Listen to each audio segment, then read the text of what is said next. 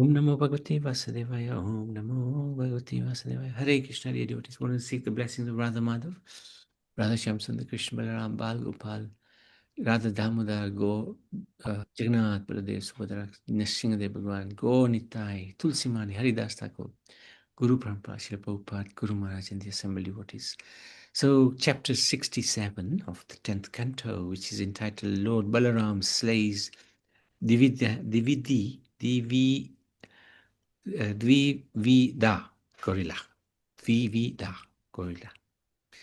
This chapter describes how Lord Baladev enjoyed the company of the young girls of Braj on Revatak mountain and killed the ape Dvivida there.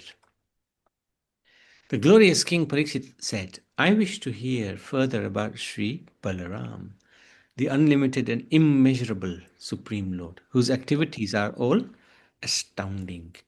What else did he do? Srila Sukadev Goswami said, there was an ape named Dvivida who was a friend of Narakasur. This powerful Dvivida, the brother of Mainda, had been instructed by King Sugriv. Wow, that's a long time back, 1,000,000 years ago. So, and obviously that advice must have been very good advice. To avenge the death of his friend Narak, the ape, Vivida, ravaged the land, setting fires that burned cities. So we obviously forgot the advice given by Sugriv. That burned cities, villages, mines, cowherd dwellings. So once he set fire to the homes of the cowherds, men, devastated Lord Krishna's province of Anartha, and flooded coastal lands by churning the ocean's water with his mighty arms. The wicked ape threw down the trees in the ashrams of the great sages and even contaminated their sacrificial fires.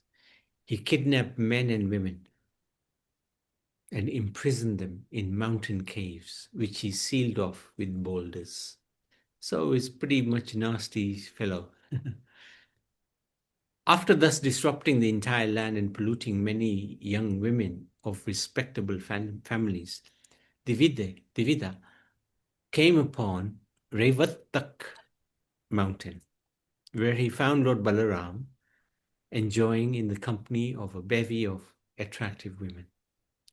The ape climbed a tree and revealed his presence by shaking the trees and making the sound kila kila. When Lord Baladev's consorts saw the ape's impudence, they began to laugh. Even as Lord Balaram looked on, Dvivida insulted the girls by making odd gestures with his eyebrows, coming right in front of them and showing them his private parts. Angered, Lord Balaram hurled a rock at him, but the cunning ape dodged the rock and grabbed the Lord's pot of liquor. Further infuriated Lord Balaram by laughing and ridiculing him. Wicked Dvida then broke the pot and offended the Lord even more by pulling at the girl's clothing. Thus the powerful ape, puffed up with false pride, continued to insult Sri Balaram. Lord Balaram saw the ape's rude behavior and thought of the disruptions he had created in the surrounding kingdoms. Thus the Lord angrily took up his club and his plough weapon, having decided to put his enemy to death. Dvida also came forward to do battle. Uprooting a shala tree with one hand, he rushed towards Balaram and struck him on the head with the tree trunk. But Lord Sankarsan remained as motionless as a mountain. He simply grabbed the log as it fell upon his head. He then struck Divida with his club, named Sunanda. Struck on the skull by the Lord's club, Divida became brilliantly decorated by the outpour of blood. Ignoring the wound, Divida uprooted another tree, stripped it of leaves by brute force, and struck the Lord again.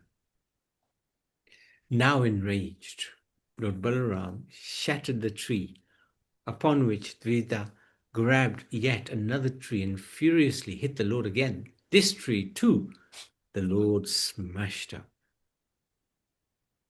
So this is the ape, Dvita. This is the Lord Balaram, giving him a good beating. Thus fighting the Lord, who again and again demolished the trees he was attacked with. Divida kept on uprooting trees from all sides until the forest was left treeless. The angry ape then released a rain of stones upon Lord Balaram, but the wielder of the club easily pulverized them all.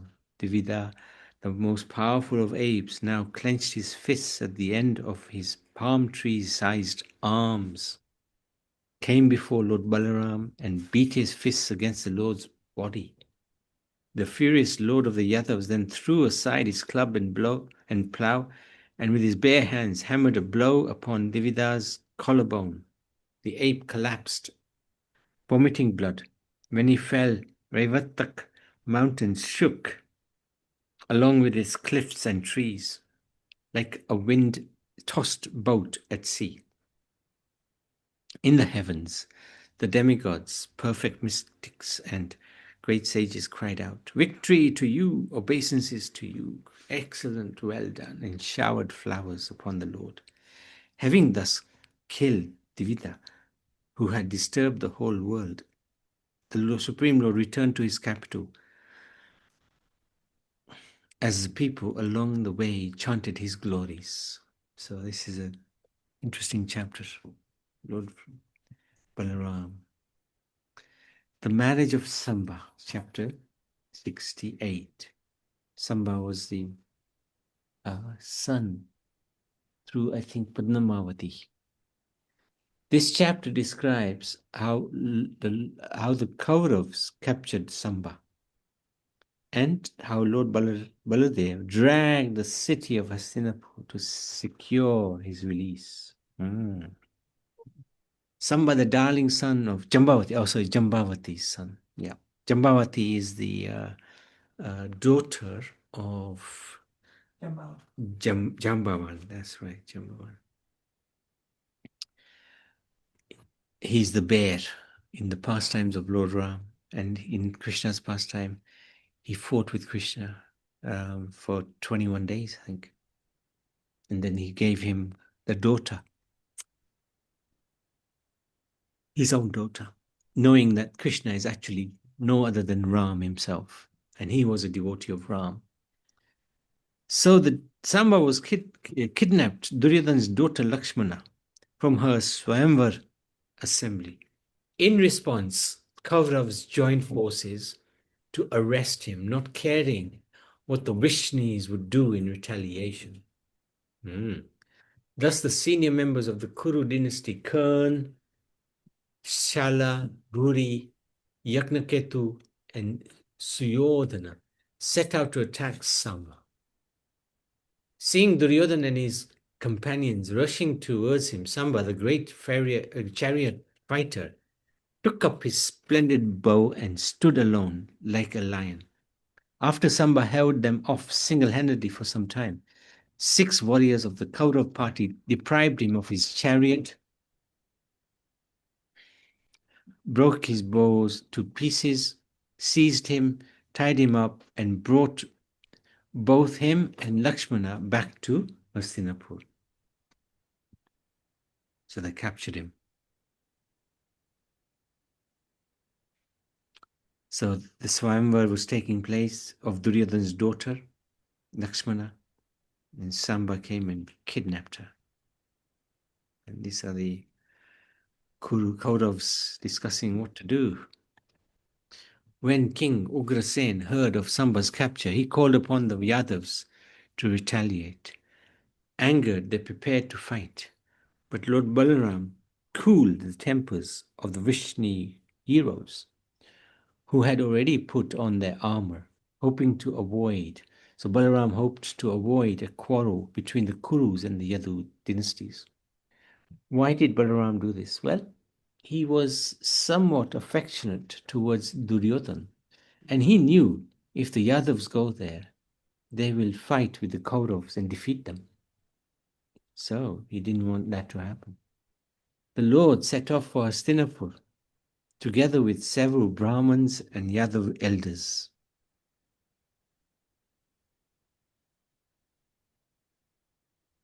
The party of Yadav set up camp in a garden outside the city, and Lord Balaram sent Uddhav to ascertain King Dhritarashtra's frame of mind. When Uddhav appeared in the Kaurav court and announced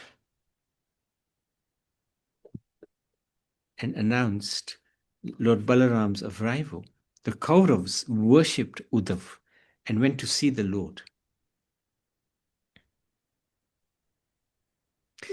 Went to see the Lord. Okay, Lord Balaram. Taking auspicious items to offer him. The Kauravas honored Balaram with rituals and items of respect. They gave gifts of cows and other items. Those amongst the Kurus who understood his true power bowed down to him, touching their heads to the ground. After both parties had heard that their relatives were doing well, and both had inquired into each other's welfare and health, Lord Balaram forthrightly spoke to the Kurus the message of King Ugrasen. He conveyed Ugrasen's demand that they release Samba.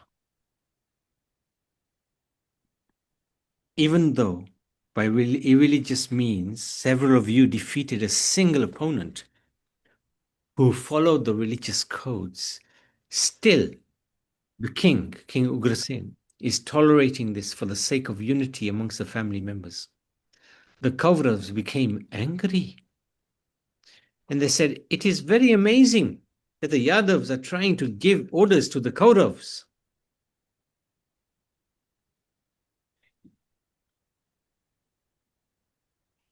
This is like a shoe trying to climb atop one's head. It is from us alone that the Yadavas have obtained their royal thrones. And yet now they are presuming themselves our equals. So this is the Kauravs' arrogance. They're thinking the Yadavas, including Krishna and Balaram, are their equal, or below them actually. It is because these Vishnus are bound to us by marital ties that we have granted them equality, allowing them to share our beds, seats, and meals. No longer will we extend to them royal privileges. So this was the puffed up nature of Duryodhan and his clan. They were thinking they're it. Thinking that the Yadavas prospered by their grace and that they have now lost all shame and are daring to command them. The arrogant Kurus, thoroughly puffed up by the opulence of their high birth and relations, had spoken these harsh words to Lord Balaram. They turned and went back to their city. They obviously did not understand Balaram's position. Nobody talks to Balaram like that. Seeing the arrogant character of the Kurus and hearing their nasty words, Lord Balaram became filled with rage.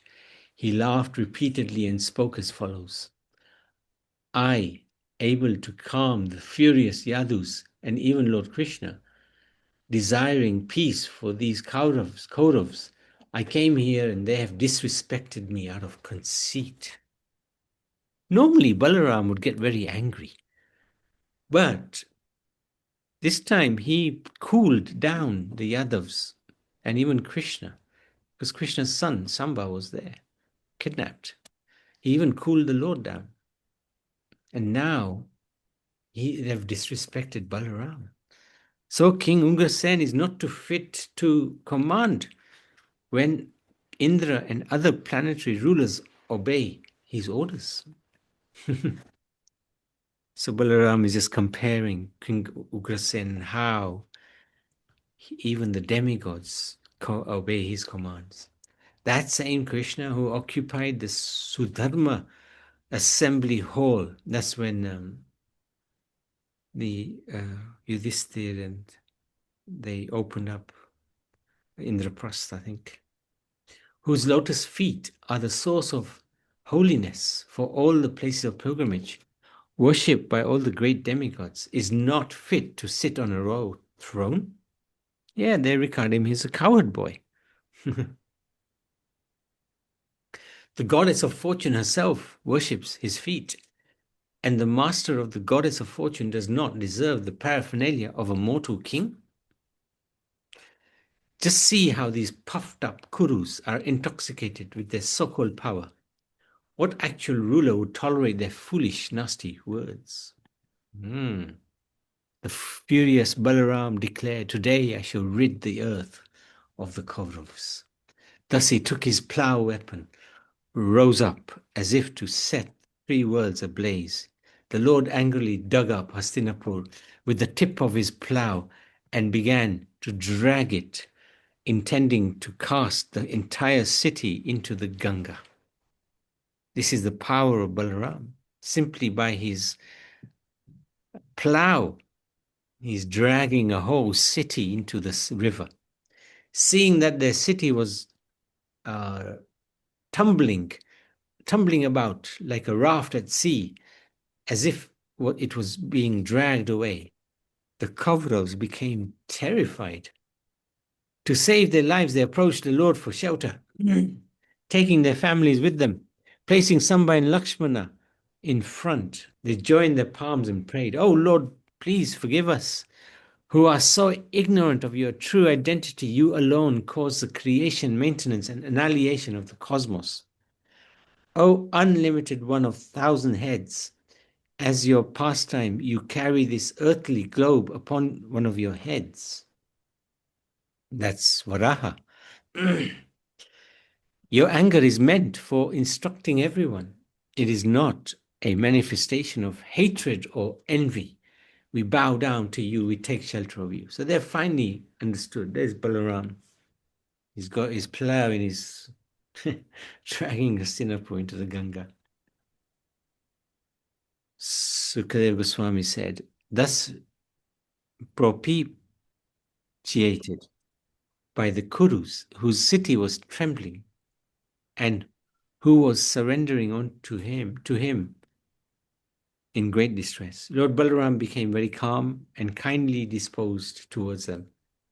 "Do not be afraid," he said, and he took away their fear. Duryodhan presented various wedding gifts to his daughter and new son-in-law. So they finally got some sense knocked into them, which were accepted by the Lord, who then departed back to Dwarka with Samba and Lakshmana. Even today, the city of Hastinapur is visibly elevated on its southern side along the Ganga, thus showing the sign of Lord Balaram's prowess. Oh, not sure this is here. Interesting. So let's do one more chapter, 69. Narad Muni visits Lord Krishna's palaces in Dwarka. This chapter relates how Narad Muni was amazed to see the household pastimes of Lord Sri Krishna and how he offered prayers to the Lord. After killing the demon Narak, Lord Krishna had simultaneously married 16,000 maidens, and Sage Narad wanted to observe the Lord's diverse activities in this unique family situation. Thus he went to Dwarka. The city was filled with sounds of birds and bees, flying about the parks and pleasure gardens, while its lakes resounded with the calls of swans and cranes. Dwarka boasted 900,000, wow, royal palaces. 900,000, wow, constructed with crystal and silver and splendorously decorated with huge emeralds. This is inconceivable. Inside these palaces, the furnishings were decked with gold and jewels. Traffic moved along a well laid out system of roads and intersections. Many assembly houses and temples of demigods graced the charming city.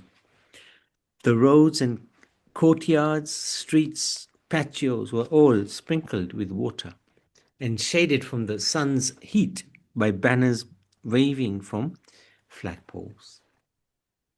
In the city of Dwarka was a beautiful private quarter worshipped by planetary rulers. The district where the demigods Vishwakarma had shown all his divine skill was the residential area of Lord Hari. And thus it was gorgeously decorated by 16,000 palaces of Lord Krishna's queens. Narad Muni entered one of these immense palaces. Sporting the palace were coral pillars decoratively inlaid with Vaidurya gems. Sapphires decked the walls, and the floors glowed with perpetual brilliance. They didn't need electricity. In that palace, Twasta had arranged canopies with hanging strands of pearls.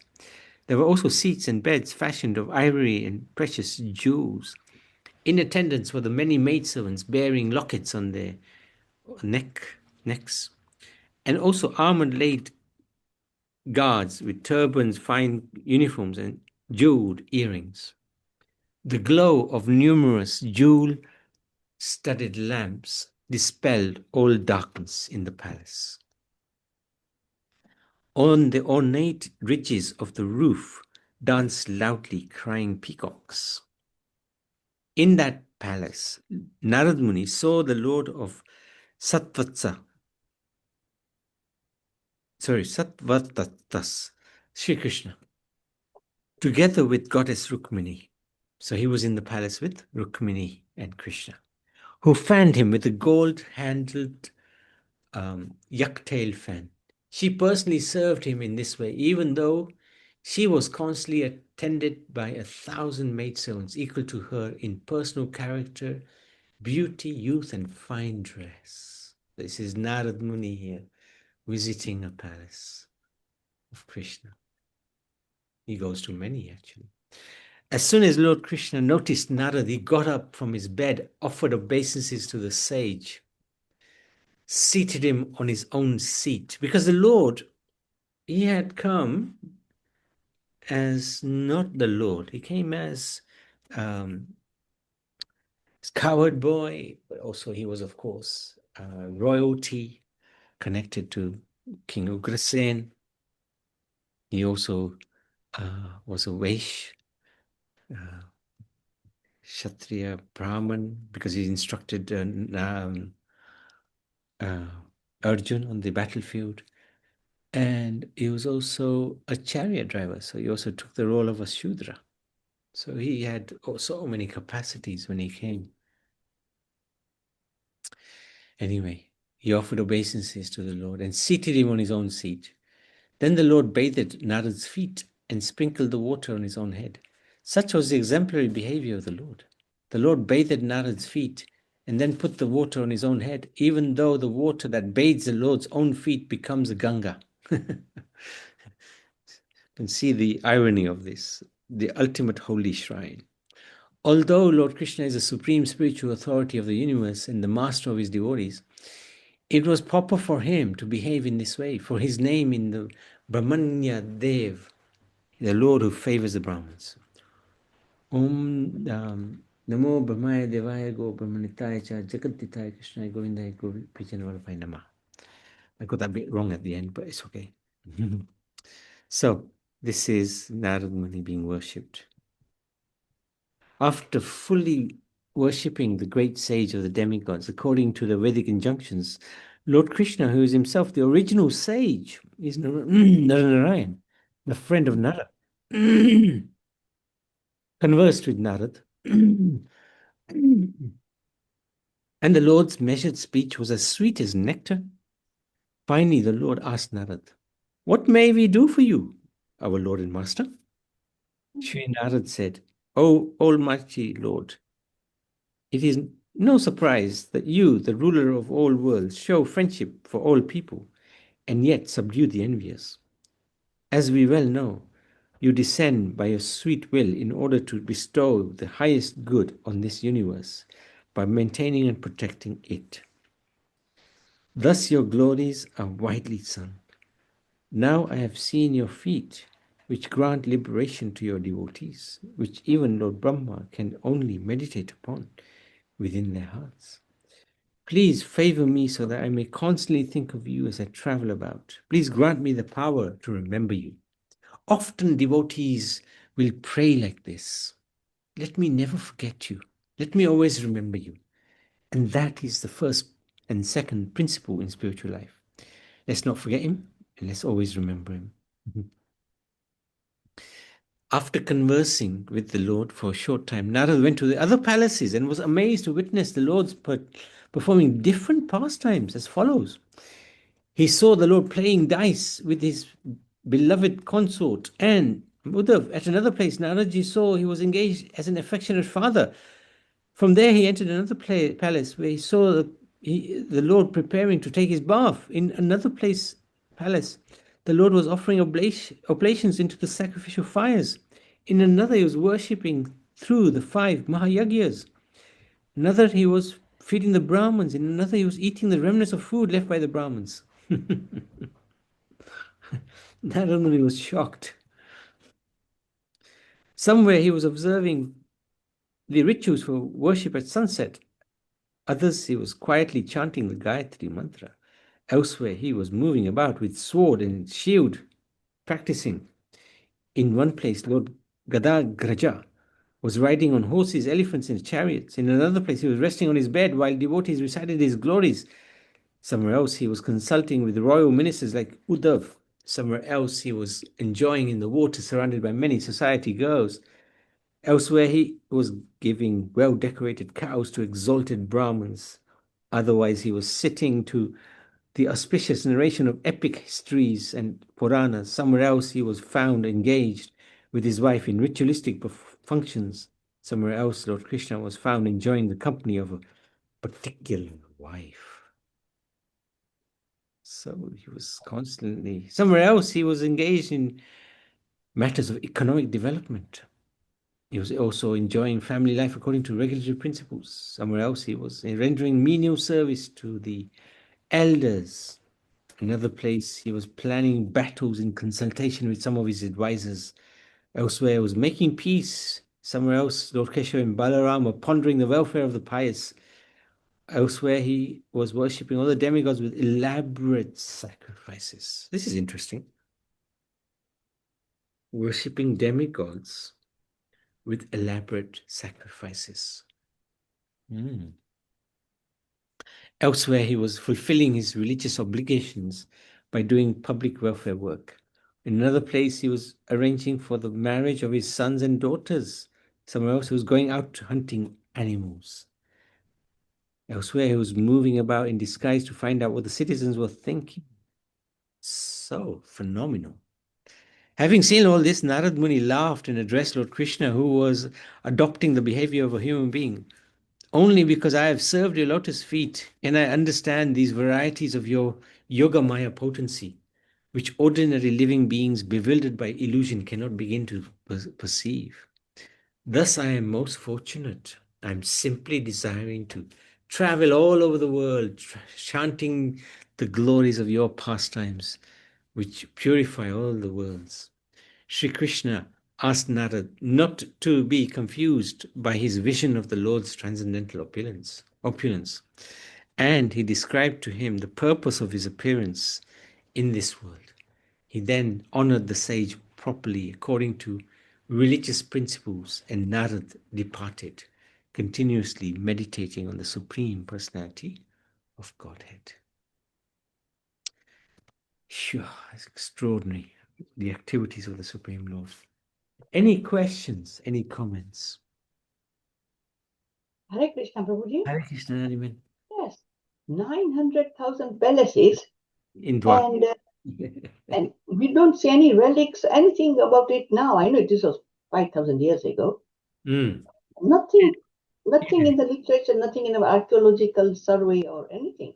I think, well, first thing is Krishna himself submerged the ocean, the city, under the ocean. He made it go under the ocean. So obviously he didn't want to leave anything behind. But I do understand that they have found quite a lot of things, haven't they, in Dwarka? Just the city. I don't think they've found the whole city yet. Not the city, perhaps, because that's just, I don't think that exists anymore because Krishna's himself destroyed it. But they have found some things there. I don't know exactly what. And when we go to Dwarka, oh no, you're not coming, we will actually inquire what have they actually found. Yes, he did submerge the whole of Dwarka, isn't it? Yeah, he did. Because I've been to Dwarka, and with 900,000 palaces, Dwarka is not that huge at the moment. No. So these palaces must have been submerged. Yeah. Yes, exactly right. There was a picture somebody sent a few years ago about something that they found in the waters at the ocean at Dwarka. Right. Yeah, I think that's right. I think they've found some things there under the water. Yes, correct. Yeah. What an opulence! Oh my God! Extraordinary. For Krishna, renouncing is that shows his renouncing character, isn't it? Nothing matters to him. Nothing matters. Yeah, he's completely renounced. Yeah. Okay. Thank you so much. What did Prabhu? What did Mataji say? Just that she found when she went there. Somebody had found something in Dwarka, which goes back 5,000 years. So, yeah. Yeah. Okay. Well, I don't. I mean, I don't know where I saw that they found a deity of Lord Krishna. I'm not sure about that. Yeah, I'm not quite sure. But we'll find out when we go there this time. Thank you. Okay. Thank you so much. Hare Krishna. Thank you so much, everybody. Srimad Bhagavad Puran ki jai. Shri Krishna Chandra Bhagwan ki jai. Balaram ki jai.